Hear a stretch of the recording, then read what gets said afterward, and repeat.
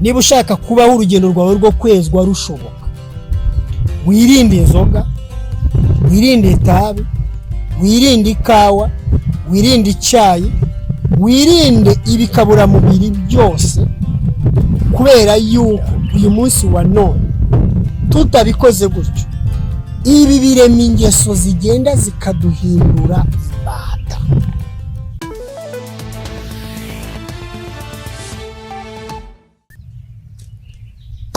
Ubuntu bw'umwami wacu Yesu Kristo bubane nawe, inshuti muvandimwe ubana natwe mu biganiro byacu nk'uko bisanzwe. Ni muganga Kayitare.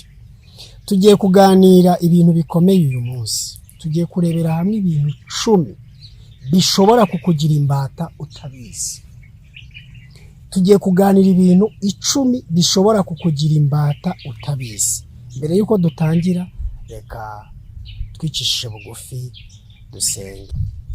Mwami wacu, Mana yacu, turagushimye cyane, turaguhimbaje cyane, kuko izina ryawe ryera ari ryo ritubesha. Kuba turiho ni ku bushake bwawe, kandi dufitiye umugambi ukomeye. Mwami, nongeye kukwinginga kugira ngo uzubane natwe muri iki kiganiro, kandi umuntu wese uteze amatwi iki kiganiro umuhe umugisha. Ndagusabye cyane kugira ngo umwuka wawe wera avugane natwe turi muri iki kiganiro, ari jye uvuga, nunteze amatwi, kubwa Yesu umwami wacu, amen. Tugiye kurebera hamwe ibintu 10 bishobora kukugira imbata utabizi. Imbata ni iki? Imbata ni umuntu ukorera gahato, ariko mu by'ukuri n'uwakorera batabyumvikanaho, n'ibyo akora atabyemera, n'uburyo abikoramo atabushaka, ariko akaba agomba kubikora. Ngiyi imbata. Iyo tuvuze ibintu 10 bishobora kukugira imbata, ntabwo tuvuze ngo byose nyine tubimaze, tuzavuga n'ibindi. Tugiye guhera ku nzoga. Inzoga ni ikinyobwa kiganje ku isi yose mu moko menshi atandukanye, ariko gishobora kukugira imbata mu buryo utabimenya, ukazisanga no kugira ngo wambare ipantaro utakibishobora. Hariho nk'amarikeri, hariho amawayini, hariho za biya, hariho inzoga zidacishijwe mu ruganda zikozwe mu buryo bwa gakondo, hariho za kambucha n'ibindi byinshi, ibinyobwa bitandukanye, ariko bishobora kukugira imbata gake gake. Umva ukuntu Salomo yabibonye kera mu Migani igice cya 20, avuga amagambo yuzuyemo umuburo kugira ngo ejo umuntu atazanibeshya. Aravuga ngo vino ni umukobanyi, inzoga zirakubaganisha, kandi ushukwa nabyo ntagira ubwenge. Vino ushukwa nayo ikagenda ikumaramo ubwenge. Umva, waruzi neza yuko umuntu ashobora kunywa inzoga buhoro buhoro akazagera ku rwego, niba afite amafaranga 1000 mu mufuka, aho kujya kugura ibyo kurya yabireka ahubwo akagura inzoga, akareba 1000 nakigura ibiryo ntari bubone inzoga, akavuga ati rero aho kugira ngo njye kugura ibiryo reka ngura inzoga. Imiryango myinshi, abana bateshejwe amashuri kubera inzoga. Imiryango myinshi, abana batakaje ubwenge n'imbaraga z'ubushobozi bw'ubwonko kubera inzoga z'ababyeyi babo banyoye. Imiryango myinshi yambaye ubusa kubera inzoga. Rero inzoga ni kimwe mu bintu bishobora kukubata buhoro buhoro buhoro buhoro buhoro buhoro. Umukecuru umwe naramubwiye ni ukwiriye kureka inzoga, atariko abadokiteri bambwiye ko nkwiriye kujya nywa ka alcohol kuko nako ndagakeneye. Ndagira ngo nkubwire ko alcohol ukeneye mu mubiri wawe ntabwo ari iyo ngiyo. Oya, alcohol umenyera kuyikoresha ukazagera ku rwego umunsi utayikoresheje usigara wumva ubwonko bwawe bwataye umurongo, kandi mbere y'uko uyikoresha warabagaho utayikoresha ari nabwo ufite umurongo muzima. Inzoga zirakenesha kandi inzoga zitera indwara z'umuvuduko w'amaraso, umutima, amakanseri, indwara z'umwijima n'ibindi biterwa no kunywa inzoga. Mbese naburira iki abantu nkareka iki? Ikintu cya kabiri gishobora kukubata buhoro buhoro ukaba imbata yacu ni itabi. Itabi ribamo uburozi bwitwa nikotine. Nikotine yangiza ubwonko, ikangiza amaraso, ikangiza imikorere y'umutima na buri rugingo rwose.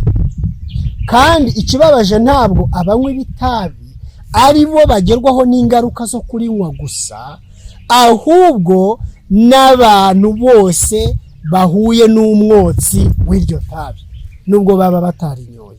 Ubu ni uburozi bubi ku rwego rwo hejuru, kugeza ubwo isi nayo ubwayo yabibonye igahagurukira kurirwanya, uretse ko yarirwanyije mu buryo budashoboka.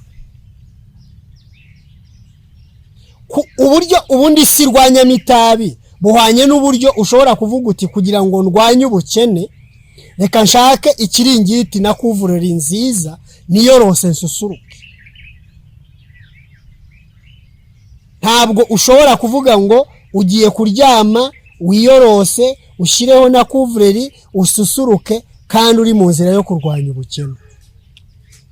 Rero kuvuga ngo itabi ngo reka barizamurira imisoro ngo kugira ngo barice ntago ari inzira yo kurica. Uko niko isi yabikoze mu gihugu icyo ari cyo cyose, ariko iyo nzira irarwaye. Itabi rero bageze no bavuga bati reka tujye twandikaho ngo rinywe, ariko urinyoye riramwica. Iyo yose ni imiburo, ariko wari uzi ko burya amatwi ari mu rupfu atumva. Itabi ni ikishi cyo ku rwego rwo hejuru isi ifite. Utangira utumura agatabi gake gake gake ukazageraho ukaba imbata. Nzi umubyeyi w'umugore utarashoboraga kujya kuri toilet atarimo gutumura itabi. Wubwe yamaye ubuhamya avuga ko aramutse agiye kuri toilet atarimo gutumura itabi adashobora kwituma ngo bishoboke. Iyo mentality yaje muri we bitewe n'uburyo yimenyereje ko buri kujya muri toilet agomba kugenda atumura, yaje kumugeza ahantu yumva ko adafite icyo giponda atumura adashobora kujya kuri toilet. Uko niko rero itabi rigirira nabi umuntu, kandi Imana irarikira abana b'abantu kureka no kwirinda itabi. Bitewe nuko wowe utarinywa ushaka kuvuga uti se niba barabivuga ngo bimfashe iki, ariko wakugeza ku muntu wabaswe n'itabi. Nzi umukecuru wabaga mu nzu yahoraga ikinze amadirishya n'inzugi, akanywa itabi mu gitondo, saa 4, saa 6, saa 8, ku munsi yanywaga ipaki y'isigara. Aba mu nzu ihora ifunze. Ariko naramubwiye ariko wazaretse itabi ngo ubwo nkabaho nte? Mbese umuntu abeshwaho n'itabi? Iyo ni mentality, iyo ni ideology umuntu aba yaramaze kwishiramo yuko atanyoye itabi no gupfa yapfa. Turimo turiga ibintu 10 bishobora kukugira imbata buhoro buhoro. Kandi kibabaje muri ibyo ngibyo harimo ikawa.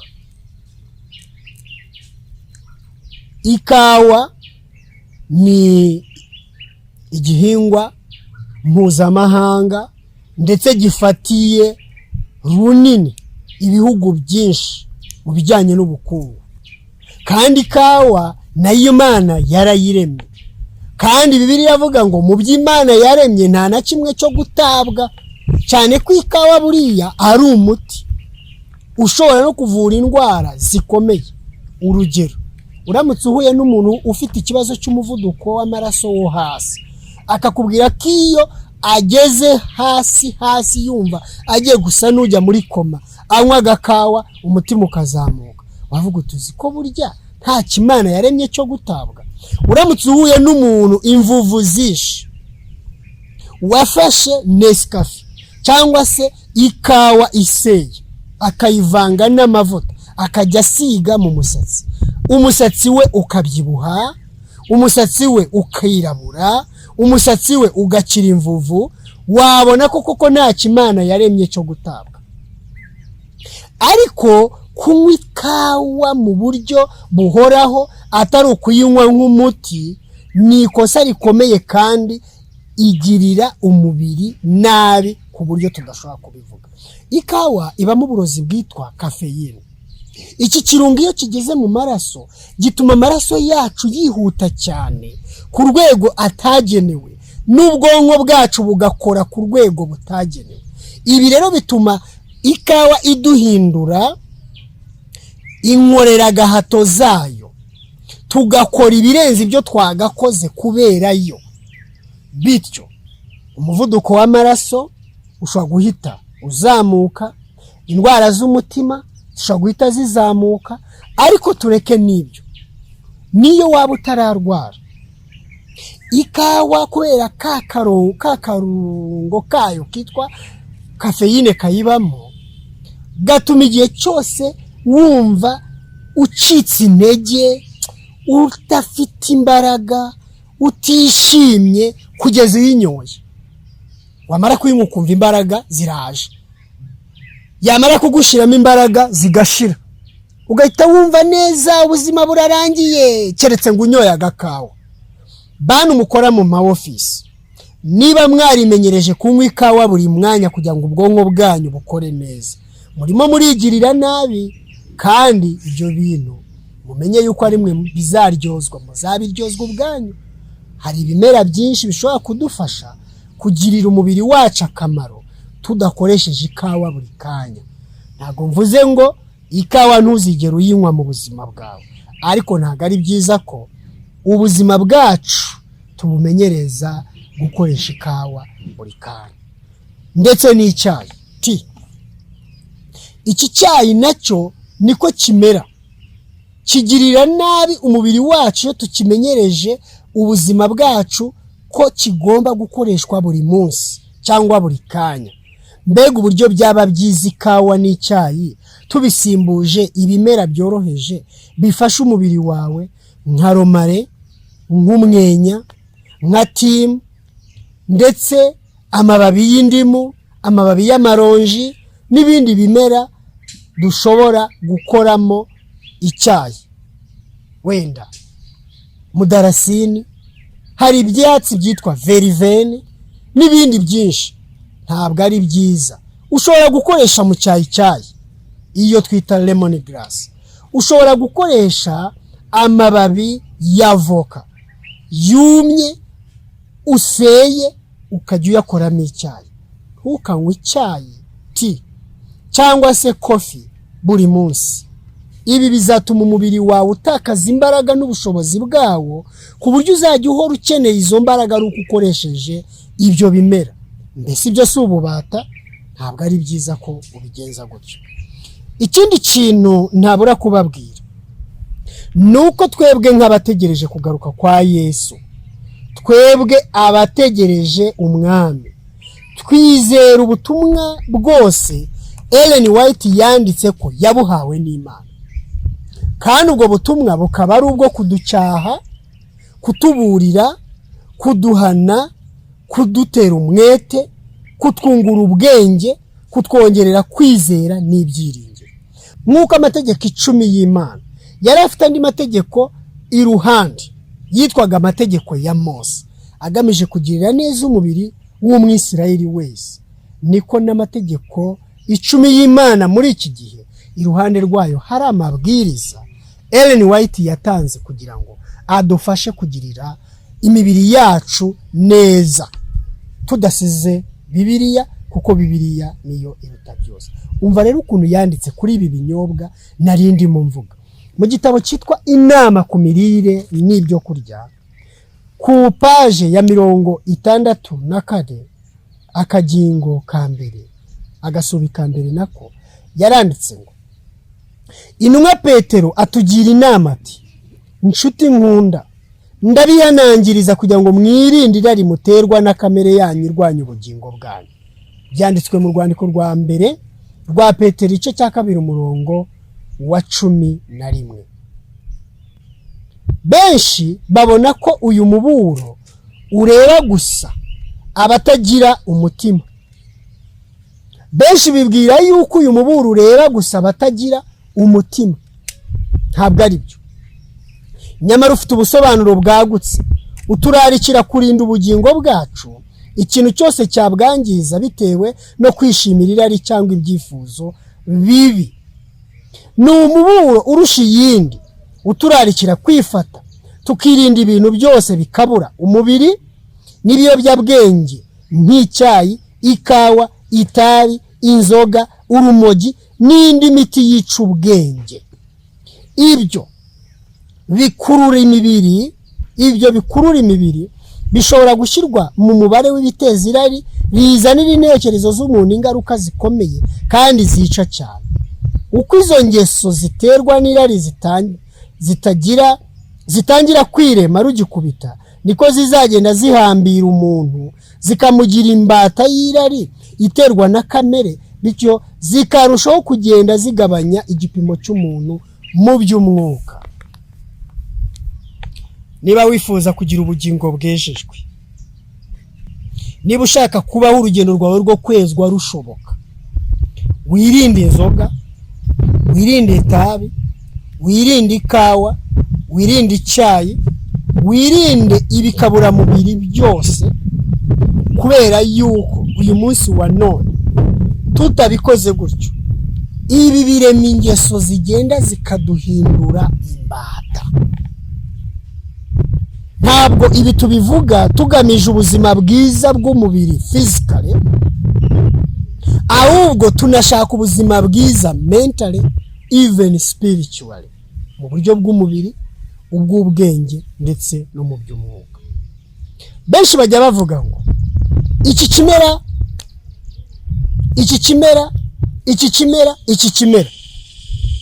Ndifuza ko mbabwira ngo ibimera byose Imana yaremye ni byiza, ahubwo uburyo tubikoreshamo nibwo buteje akaga.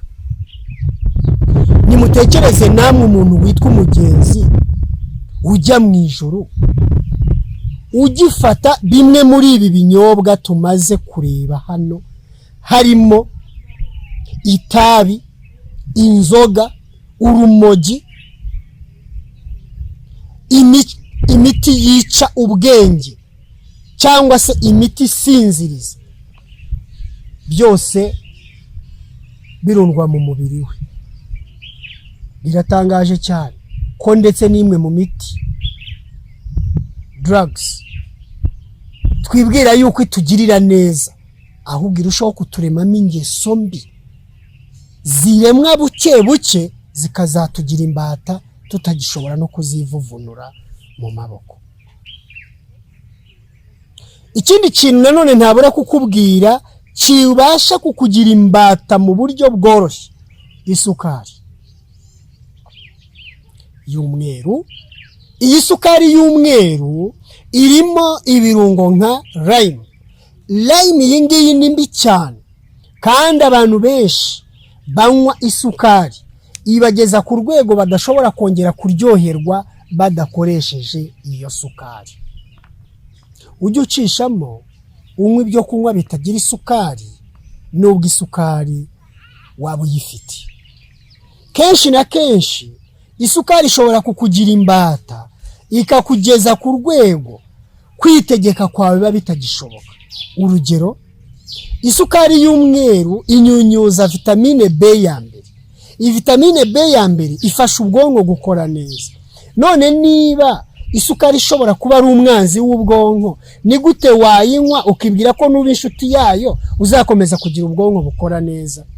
Uzatangira uba umuntu uhuzagurika mu gufata ibyemezo ndetse n'imyanzuro.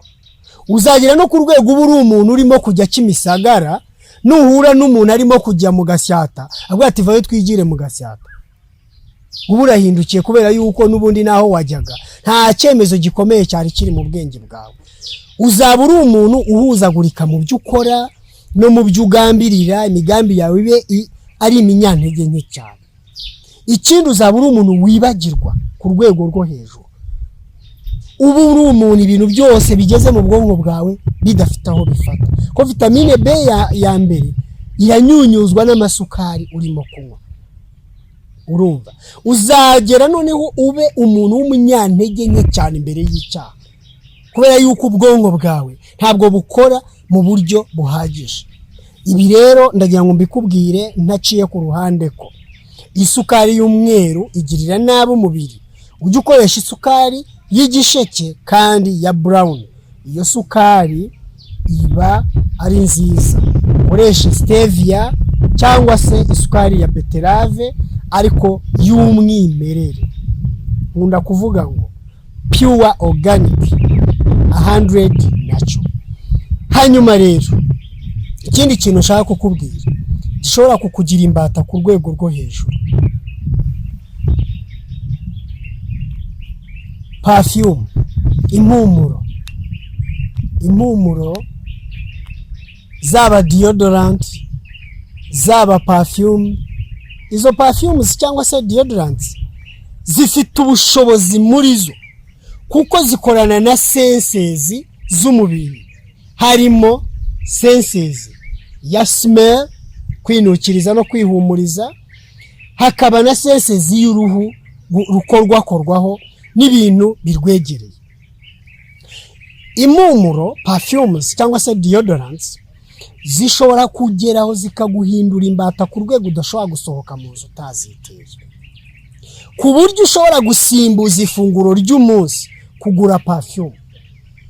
Izi perfume ziragenda zigahata ibitekerezo byawe kwiyumvamo ko niba uziteye uri umuntu mwiza imbere y'abantu, barimo bakumva neza, barimo baguhumurirwa neza, ko wabemeje, ko mbese byanze bikunze usigaye ubasize bazi ko uri igitangaza.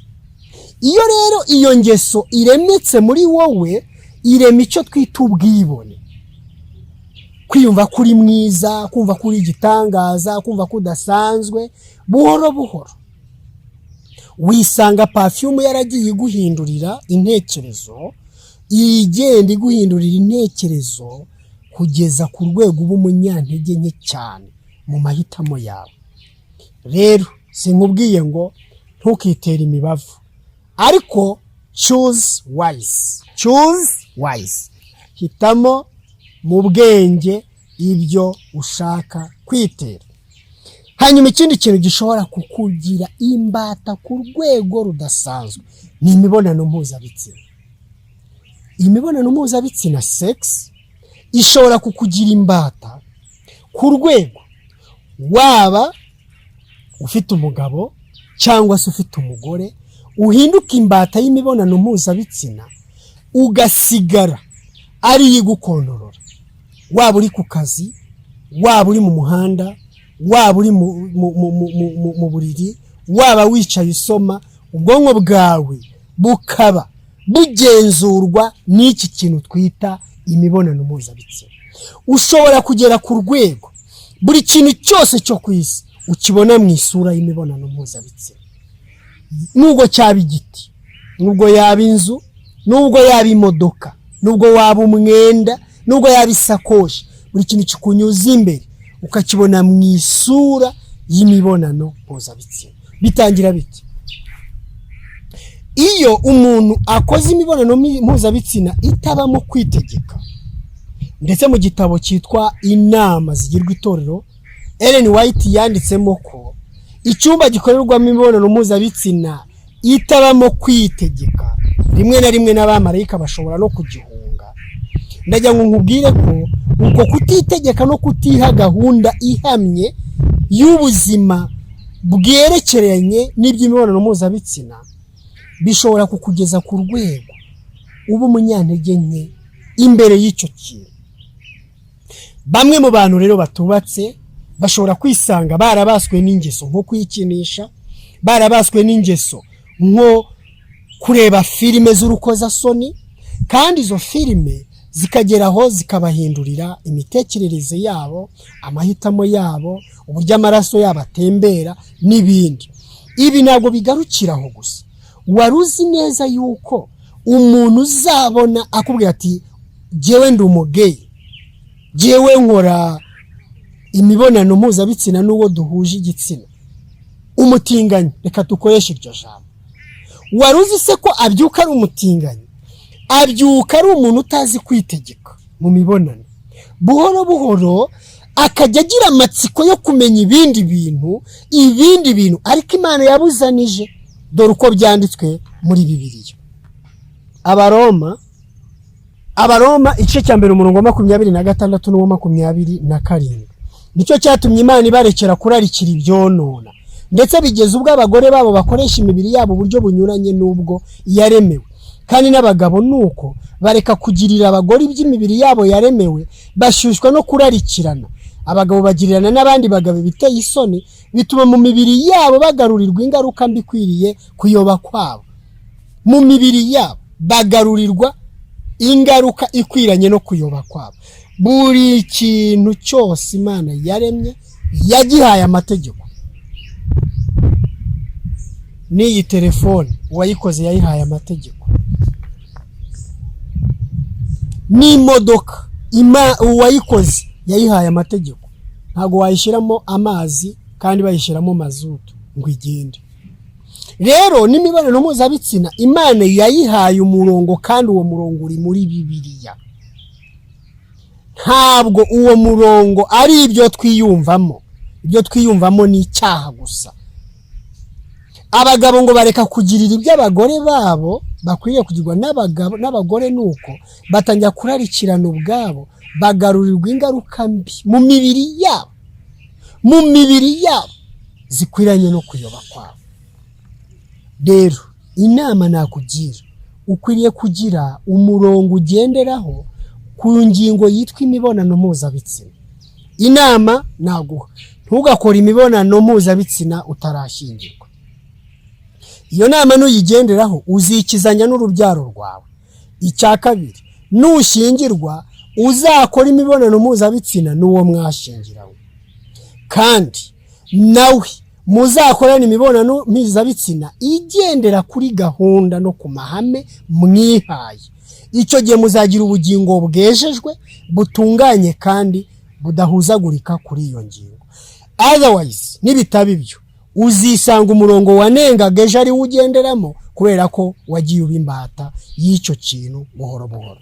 Ikindi kintu gishobora kukugira imbata ni filime.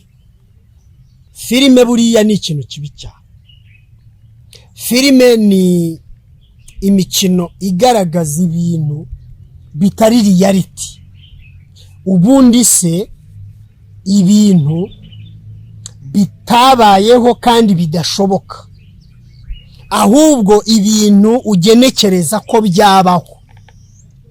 Urugero, filime z'urukundo. Iyo waraswe no kureba filime z'urukundo, urukundo ubona muri filime uruhindura reality ko ariko rumeze, kandi urwo rukundo ntubuzigera urubona mu buzima bwawe kugeza upfuye. Nta mugore wagukunda nk'urukundo rwa filime, nta n'umugabo wagukunda nk'urukundo rwa filime. Icya kabiri, nka filime z'urukozasoni. Filime z'urukozasoni zigukururira kugira amatsiko ibintu Imana yabuzanije, ugahora wumva wifuza kumenya ibanga ribihishwemo. Mbese niki cyagushije Eva? Nicyo ngicyo. Icya gatatu, filime z'intambara zikuremamo umutima w'ubugome no kugeraho wumva ko kugira ngo ube intwari wakora nka wa mukinnyi wabonye muri filime. Bityo rero reka dusoreze kuri filime z'abanyamyuka. Filime z'abanyamyuka zo ni filime zigaragaza ibintu by'ibitangaza, ariko zitangira zigaragaza umuntu uri mu bibazo bidasanzwe n'uburyo byakemutse mu buryo bw'igitangaza.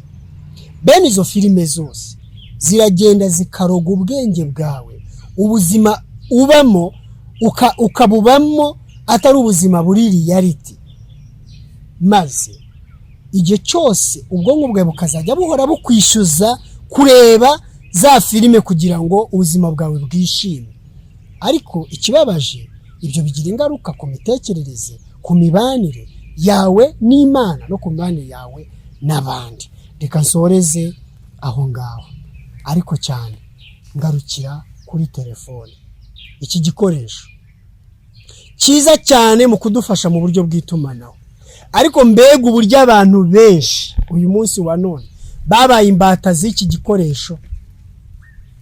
Wigeze winjira muri bisi cyangwa muri taxi ugasanga abantu bose bicaye muri taxi, buri umwe ameze gutyo. Umwe ari kuri Facebook, undi ari kuri WhatsApp, undi ari kuri Instagram, undi ari kuri YouTube, undi ari kuri TikTok, undi ari kuri Snapchat n'izindi social media nyinshi nago nabirona. Umwe ari kubyi ku buryo no kugira ngo umubwire ngo igirayo twicarane bimubera ikibazo, kubera ko ubwonko bwe abushize kuri iyo telefone. Iyi telefone ishobora gukamura ubumuntu, personality, indangagaciro za kimuntu zikagenda zigushiramo. Iyi telefone uramutse utayitondeye shaka kugukamuramo urukundo, impuhwe, kuzirikana, kwibuka, ukagera ukabaho ubuzima bwe bwose butegekwa n'iyi telefone. Yewe nubwo waba uyirebaho ibyiza, ukwiriye kujya uyiha igihe. Iyi telefone mureba irimo imbaraga, cyane cyane urumuri rwayo rw'ubururu. Ndavuga izi telefone nini za izo twita smartphone. Uru rumuri rwayo rw'ubururu usibye kuba rwica amaso, ariko uru rumuri rwayo runafasha cyane kuba rukuruzi muri rwo, aho wumva ushaka kubaho uyiriho gusa, ikagera ikagutegeka. Ntushaka kuva aha ngo uve wenda nk'Iremera ugere i Kabuga telefone iri mu mufuka. Oya, uba wumva igukira igiti kwita reba, ukagira ucyo ukumva aka message da, ukireba ukabarongeye da, ukaba buri kanya ukaburi muri ibi. Ubwonko bwawe ntibushobora gufata umwanya ngo bwitekerereze ibintu biburimo, aho guhora utekereza ibyo wabonye kuri telefone. Ibi rero bituma intege nke z'ubwonko zirushaho kwiyongera. Ubwonko bwacu buriya bugenda burushaho gucika intege, nubwo twe twibeshya ko turushaho kunguka ubumenyi. Ibi bintu wibwira ngo wungutse byinshi, ahubwo ubwonko bwawe bugenda burushaho gucika intege. Rero telefone ni igikoresho cyiza, ariko ukwiriye kumenya kugitegeka ntikigutegeke. Bibiliya ivuga ngo iki? Bibiliya ivuga ngo ikibi cye kugutegeka, aho gutegekesha ikibi icyiza. Imana ikurinde kandi kugirire neza, iguha amahoro, ya mahoro isi idashobora kuguha, ahubwo amahoro Umwami Yesu atanga. Duheshwa no kubabarirwa ibyaha byacu, duheshwa no kuzura n'Imana, duheshwa no kubana nayo. Imana iyaguhe mu izina rya Yesu. Amen.